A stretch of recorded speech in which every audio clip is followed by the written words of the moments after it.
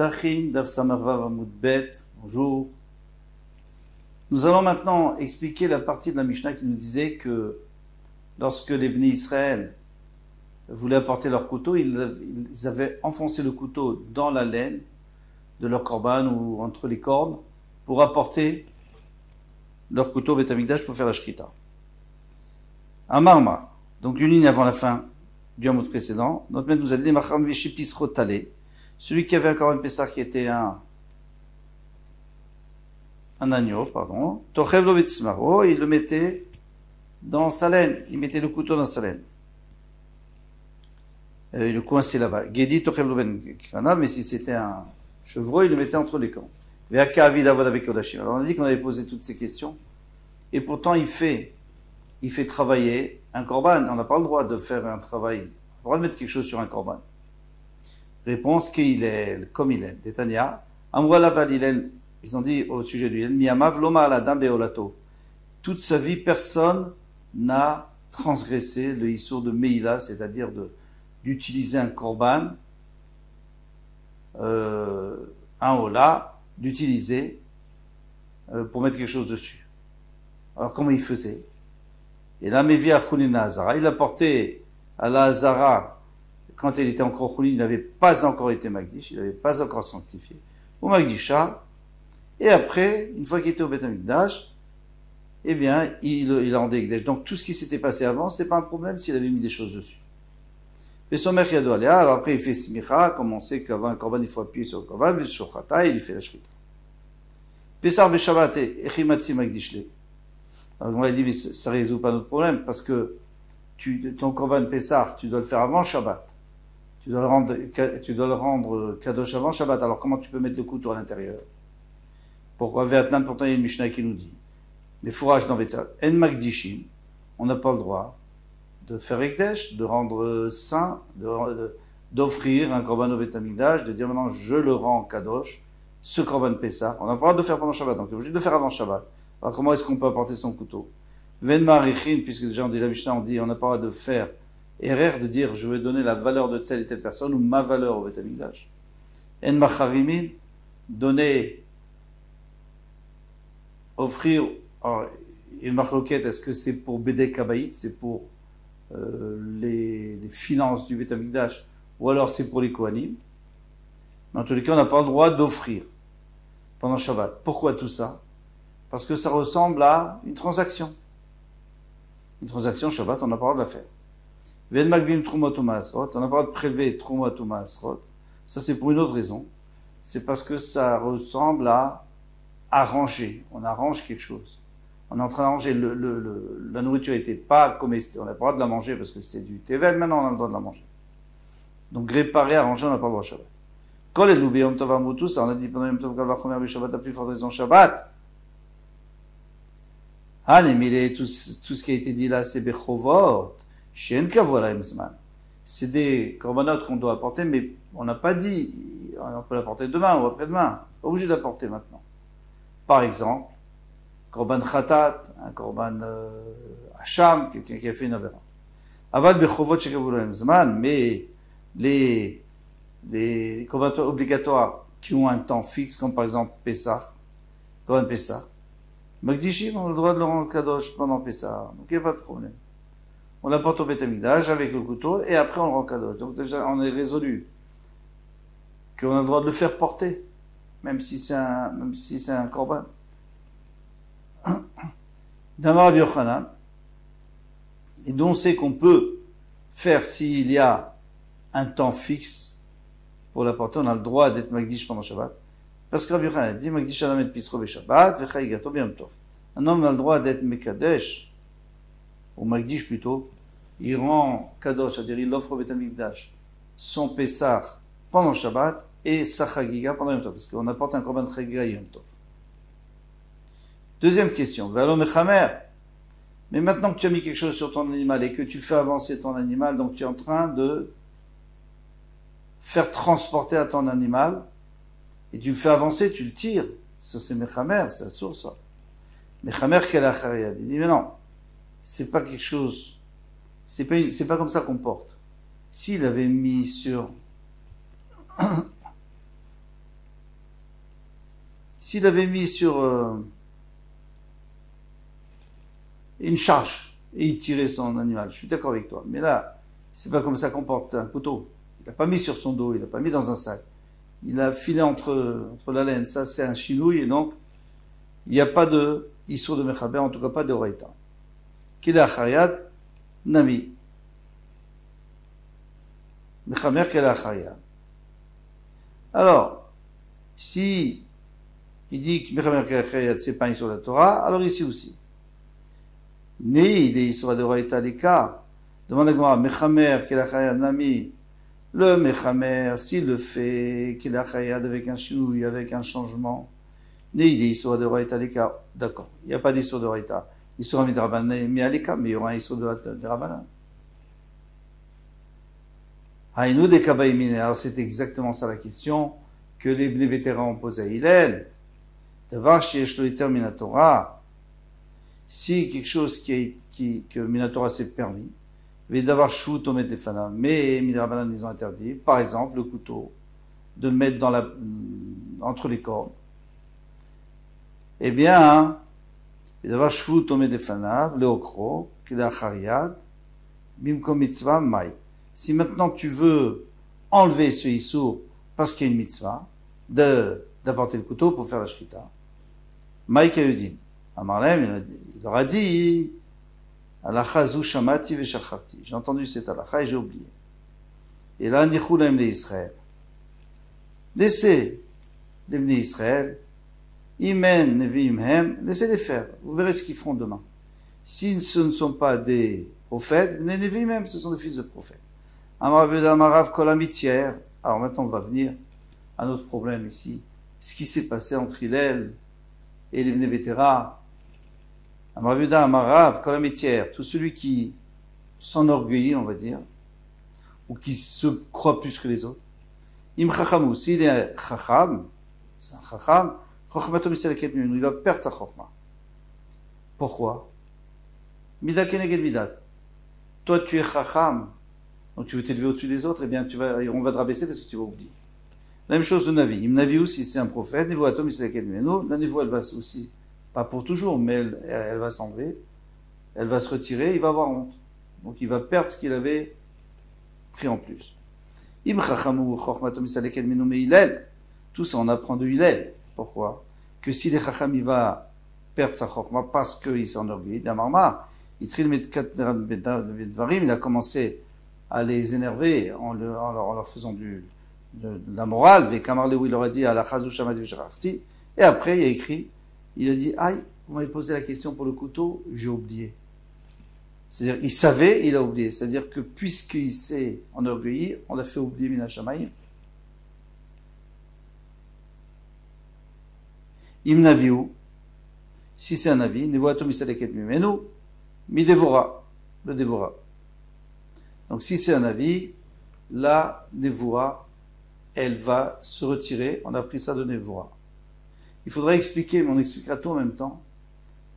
Mais il avait fait les Shem Shamaim, il avait fait ça juste pour leur faire comprendre que lui voulait pas être Nassi, il voulait que ce soit eux les Nassi, mais c'est de leur faute. Ils devraient être moins paresseux, ils auraient dû apprendre chez Shmaï et Vaftalion de se déplacer et d'aller apprendre chez eux. Il faudra comprendre ça, mais on va avoir d'autres cas encore. Dire-t-il, alors Dévorah, qu'est-ce qui s'est passé? Elle était prophétesse. Chadlou Perazon, mais Israël Chadlou. Ça veut dire que les bénis Israël, ils n'avaient plus de villes ouvertes. Ils n'avaient que des villes fortifiées, tellement qu'ils avaient peur des ennemis. À Shakamti Dévorah, jusqu'à ce que je me sois levé, moi Dévorah, Shakamti avait Israël, une mère pour Israël, et là, ils n'ont plus peur de rien, grâce à moi. Eh bien, elle s'est un peu enorgueillie. Effectivement, il est écrit après, Uri, Dévorah. Éveille-toi, Dévorah. Uri, Dabrishir. Vas-y, continue parce que là, elle était en train de faire une shira, en train de faire des louanges à Hachem. Et d'un seul coup, elle avait perdu la névoie. Et alors, elle a retrouvé cette névoie. En tout cas, c'est une preuve qu'elle avait perdu. Rish Lakish Amar Kol Adam Shekoes. Rish Lakish dit la même chose. Quelqu'un qui se met en colère, Im Chacham Chormatom Istaleket Mimenu. Si les Chacham, eh bien, sa Chorma va se perdre. Va être retirée de lui. Im Naviou, si c'est un Navi, un prophète, Nevoato, sa prophétie, Mitzaket Menu, elle se retire de lui. Pourquoi? Alors on avait expliqué pour celui qui s'enorgueillit, c'est normal, mida keneged mida. Ici, eh bien, c'est parce que celui qui s'énerve, il y a écrit dans le Gemara, c'est comme s'il faisait avodat zarah. Pourquoi? Parce qu'il oublie que c'est Hachem qui fait tout. Donc il donne un pouvoir à autre chose qu'à Hachem, en l'occurrence à la personne qui l'énerve. Eh bien, il s'éloigne d'Hachem, et puisqu'il s'éloigne d'Hachem, donc il s'éloigne de sa chorma et de sa névoie, puisque la névoie, ça vient d'Hachem, et la chorma aussi. Donc c'est logique. Marad Miprag, qui dit ça. Im chacham uchom mistaleket menu Moshe Rabbeinu, dit Vaïtsof Moshe Pekudei Achayil. Moshe Rabbeinu s'est mis en colère sur Pekudei Achayil, sur les généraux, sur ceux qui dirigeaient, le capitaine, ceux qui dirigeaient la guerre contre Midian, ils sont revenus avec des Midianites. Il leur dit, mais pourquoi vous n'avez pas tué les femmes? C'est elles qui nous ont fait fauter. Qu'est-ce que vous les rapportez ici? Il s'est énervé sur eux. Alors on peut dire que Déborah, elle n'était pas obligée de dire ce qu'elle a dit. Et il était obligé de leur faire du moussard. Peut-être qu'il aurait pu le faire d'une autre manière. Mais Moshe Rabbeinu, qu'est-ce que vous voulez qu'il fasse? Effective, va y marier Lazare à Cohen. Et juste après, il y a écrit que Lazare à Cohen a dit, Elanche Sava, aux soldats, Abay la Milchamat, qui viennent de la guerre, Zotru Kata Torah, Asher Tziva Hashem et Moshe. Voici la règle de la Torah que Hashem a ordonné à Moshe. Alors laisse Moshe parler. Pourquoi tu parles toi? Mais que là, des Moshe et là, Miné, c'est-à-dire que ici on voit que Moshe Rabbeinu, il a oublié. Il s'est mis en colère, il a oublié. C'était quoi? Toute la paracha, comment on fait pour cachériser les ustensiles qu'on a pris à la guerre. Il n'avait où les voitons misaleket mimenu. Si c'est un avis, alors on est encore avec la question. On n'a pas répondu encore. Pourquoi Moshe Rabbeinu, il avait tout à fait raison de s'énerver. Pourquoi on lui enlève sa chorma pendant un instant? Il n'avait où les voitons misaleket mimenu. Si c'est un avis, la névoie va se retirer de lui. Ça aussi, il faudra comprendre pourquoi Moshe Rabbeinu n'a pas perdu sa névoie aussi, puisqu'il s'est mis en colère. C'était le plus grand avis. Mais Elisha, tout ça on apprend de Elisha. Dirtiv Loulé, Pnei Yoshaphat. Alors qu'est-ce qui s'est passé? Yoshaphat, le roi de Yehuda, et Yoram, le roi d'Israël, et le roi de Édom, ils sont venus voir Elisha. Ils sont venus à Elisha pour lui demander si ils allaient réussir à la guerre. Bon. Et qu'est-ce qu'il a dit Elisha? Il s'est énervé sur Yoram, il a dit, si ce n'était que je veux respecter Yoshaphat qui est un tzaddik, je t'aurais même pas reçu, parce que c'était un rachat Yoram. Il m'habite Elecha. Est-ce que je t'aurais regardé? J'aurais regardé vers toi, mais est-ce que je t'aurais vu? Je t'aurais même pas regardé. Vective, il est écrit, bon, mais maintenant, comment il va faire pour leur dire quoi faire? Il a perdu la névoie. Il écrit, Vata kechuline men nagen, prenez pour moi quelqu'un qui me fait de la musique, ve'aya kenagen nagen, vati alavo yad Hashem, et comme il a fait de la musique, ça l'a calmé, ça l'a apaisé, et puis il a retrouvé sa névoie. Donc, c'est-à-dire qu'il avait perdu sa névoie. Alors,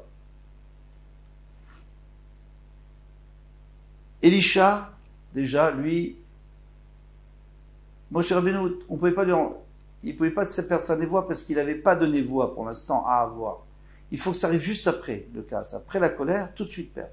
Donc il y avait une chorma, qui était un savoir, qui était tous les dynimes de cachérisation. Ça, il a oublié. Mais il n'y avait pas de névoie pour l'instant, et la névoie plus tard, il ne va pas la perdre. Elisha, la même chose, mais il avait une névoie qu'il avait besoin tout de suite. Donc il n'y avait pas une chorma qui devait dire, il n'y avait pas une halakha qui devait dire. Donc on lui a enlevé sa névoie.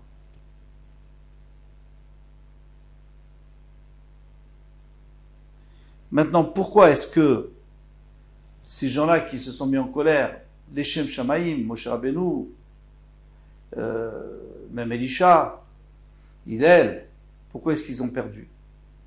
Alors le Shirou Da'at dit comme ça. Il dit, c'est une conséquence.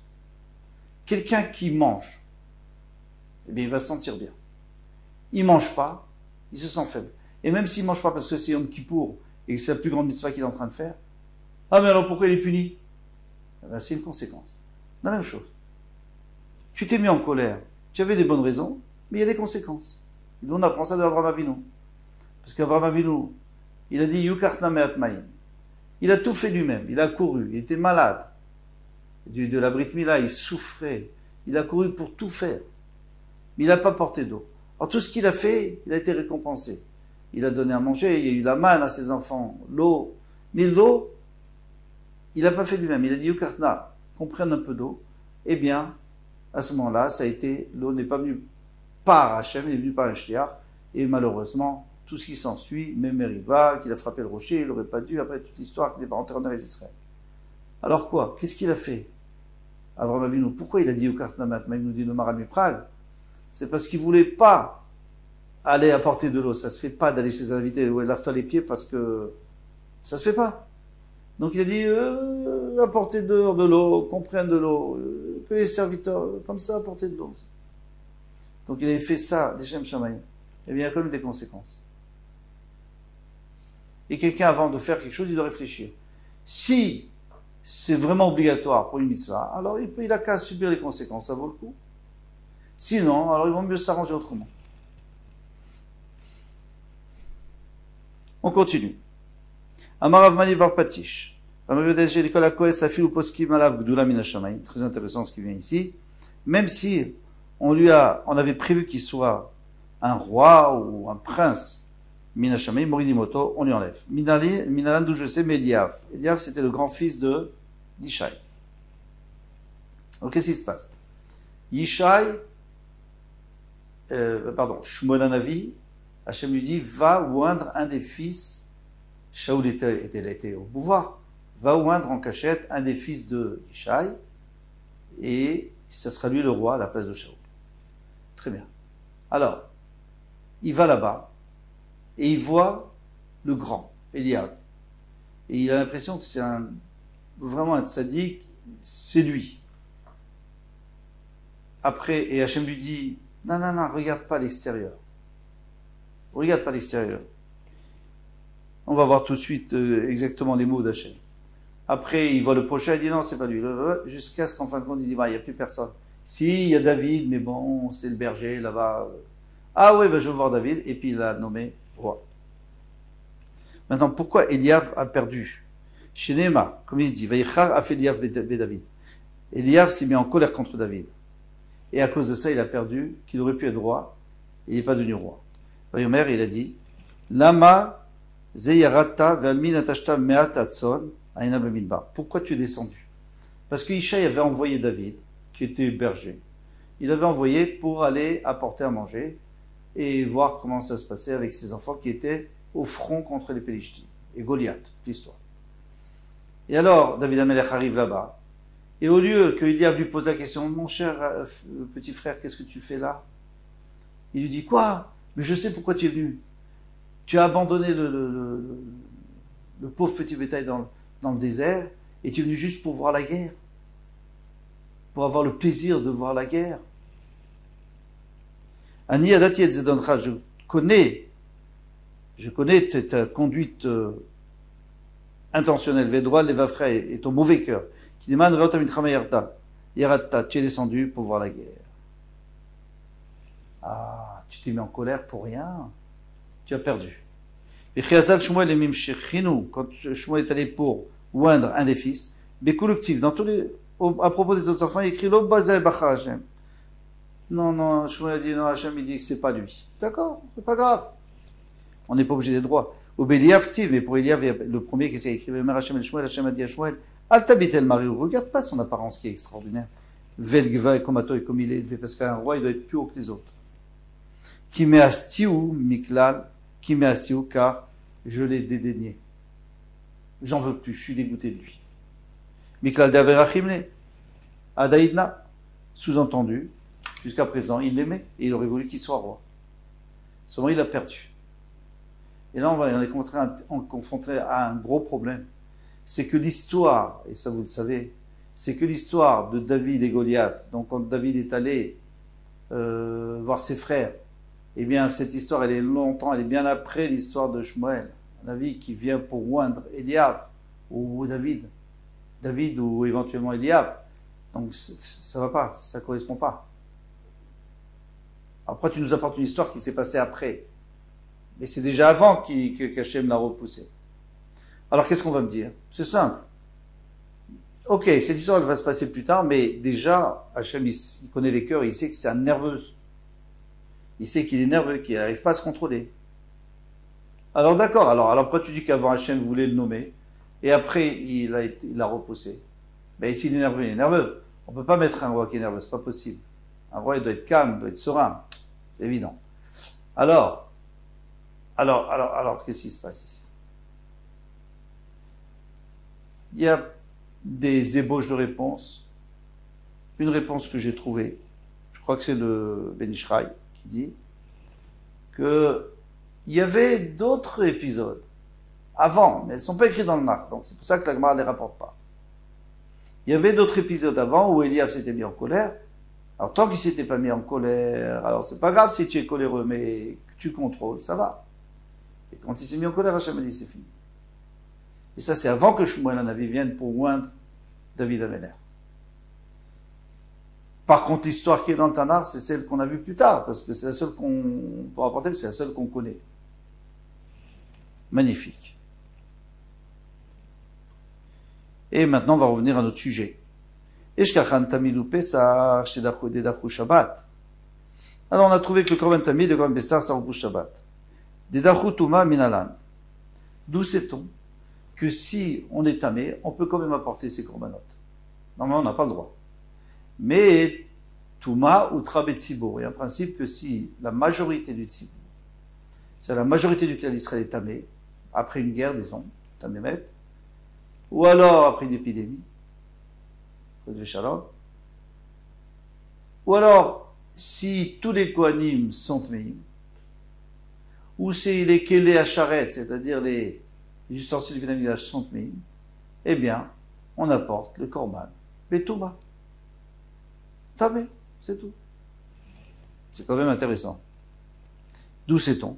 En Brise, on dit, de la même manière que j'apprends le korban Pessah du Tamid, l'Inyan Shabbat, pour Shabbat, on a le droit de transgresser pour faire la shrita du korban Pessah comme le korban Tamid. On peut aussi apprendre le korban Tamid du korban Pessah, parce que pour la Touma, c'est le korban Pessah qui est le premier. C'est lui qu'on sait qu'on a le droit de repousser la Touma parce qu'on veut faire le Korban Pessah. Et de là, on va apprendre le Tamid. Puisqu'il y a une Xera Shavah, on a le droit d'apprendre dans les deux sens. Au Pessah, d'où on sait que le Pessah, on a le droit de le faire si on est tamé. Amar Rabbi Yochanan, parce que le Pasuk a dit, Ish, qui est tamé la nefesh. Un homme qui sera tamé, il ne pourra pas faire le Korban Pessah, il fera le deuxième Pessah Sheni. Ish nitre les Pessah Sheni. Un homme, un particulier, oui, on le repousse au Pessah Sheni. 20 tzibour nitrim les Pessah Sheni. Mais si c'est le rov du tzibour, la majorité du tzibour, ou si c'est les kohanim, c'est la même chose, parce que tout le tzibour, on ne pourra pas apporter. On n'a pas le droit d'apporter le korban. Donc, ça peut être que les kohanim. Alors, on repousse, alors, dans ce cas-là, ils ne sont pas repoussés à Pessah Sheni, c'est-à-dire on les élève des Betouma, ils le font Betouma. Amar le Resh Lakish Rabbi Yochanan, Rabbi Lakish a dit Rabbi Yochanan, Ema ish nitre les Pessah Sheni, Tzibour, letle ou takanta. Que toi, tu es en train de faire une déduction, tu dis, un homme, un particulier, on le repousse au Pessah Sheni. Mais un Tzibour, on le fait maintenant. Non, peut-être un Tzibour, on le fait jamais. Il n'y a pas de Tzibour, il n'y a pas de Pessah Sheni pour tout le monde, c'est que pour un particulier. Donc il n'y a pas de solution. Le Tzibour, il fera jamais. Qui dit qu'il fait Betouma? Lo Pessah Rishon, lo Pessah Sheni. Et là, Rabbi Shimon ben Lakish me'acha. Lakish lui dit, moi j'ai un autre enseignement pour dire que le Korban Pessah, on peut le faire. Betouma. Vayishtechu min ha'machane kol tsarua, kol zav, kol tamel hanefesh. Ils ont renvoyé du machane, tout celui, parce qu'il est tamé, le tsarua, celui qui est metzora, zav, celui qui est zav, la maladie de zava, de ziva, vechol tamel hanefesh, celui qui est tamé parce qu'il a touché un mort, yomart me metim. On n'avait qu'à dire seulement que ceux qui ont touché un mort sont renvoyés. Kalvachomer, ve'ali omar zavin u'mitzrayim. C'est pas peine de dire zavin u'mitzrayim. V'ani omer, intmemetim yeshtalchim zavin u'mitzrayim lo kol sheken. Si déjà, le tamémet il n'est pas vraiment tamé, la tomate ne vient pas de lui, elle vient de l'extérieur. Donc il est tamé à cause de l'extérieur. Si déjà lui, on doit le renvoyer du Machane, alors Kalvachomer a plus forte raison qu'on doit renvoyer le Zav et le Metzora, que ça vient de lui. Ça vient la Touma, elle vient de lui-même, de l'intérieur. Le Zav, parce qu'il y a des écoulements impurs, et le Metzora, parce qu'il s'est mal conduit et il a des sarat. Alors juste on tourne la page, et là, Yesh lechacha chez Zavim Metzoraim Mishtalchim, Vent Memetim Mishtalchim. Alors qu'est-ce qu'il faut dire? Il faut dire que non. Que il y a, des fois, c'est que les Zavim et Metzoraim qui sont renvoyés, du Machane, mais pas Tmei Metim Mishtalchim. Et c'est pour ça qu'on peut pas juste mettre le Tememet, parce que si je mets que le Tememet, alors il y a un cas, en l'occurrence à Pessah, où lui, il peut faire le korban. Alors j'aurais dit aussi que le Metzora et le Zav peuvent faire, et ça c'est sûr que c'est pas vrai. Donc il faut écrire chacun à part, parce qu'ils n'ont pas le même dîme. Vezeze Pesach Havavetuma. Donc Pessah qui vient dans la Touma, c'est-à-dire où le rov de personnes sont Tamemet, eh bien on apporte le korban Pessah Rishon comme d'habitude. Mais bien sûr pas pour le Zav et le Metzora. Ça c'est un autre problème. Voilà pour ce Hamoud. Kol Touf. À demain, Bezrat Hashem.